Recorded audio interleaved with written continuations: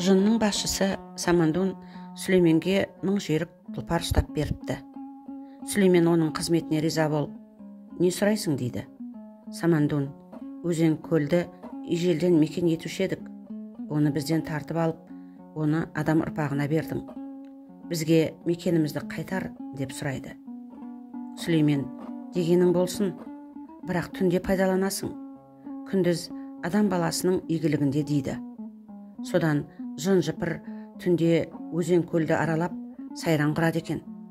Бір күні бір жігіт үйінде ішерге суы болмай, түнде өзенге барады. Барса, жындар су бермейді.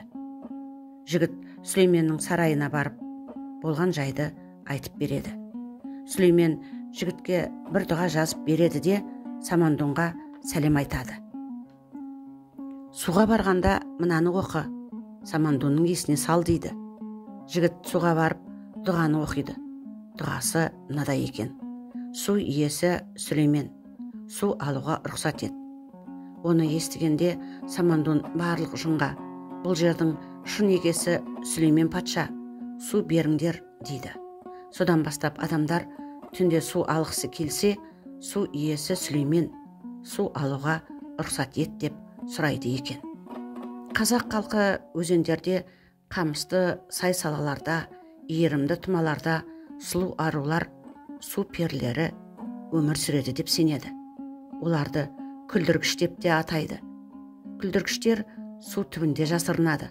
Тұңғиықта сарғыш қоңыр өзен балдырында күлдіргіш жасырынатынын көп адам біле бермейді.